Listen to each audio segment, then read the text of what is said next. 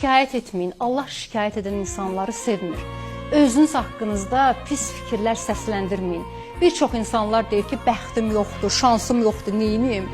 Bəxt, şans bilirsiniz nədir? Əziyyət çəkmək lazımdır, zəhmət çəkmək lazımdır, səhər 6-da yuxudan oyanmaq lazımdır, qazanılan pulun qədrini bilmək lazımdır, evə girən hər xırda ruziyə belə sığal çəkib şükr etmək lazımdır.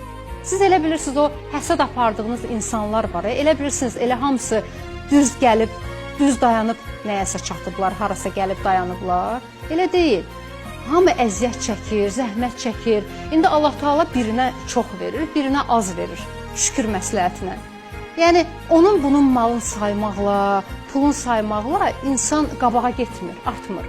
Əksinə, o niyyətli, o qəlbli insanları Allah Taala artırmır. Özünüzdən biraz üstün insan görəndə sevinin. Deyin, Allah başacan eləsin.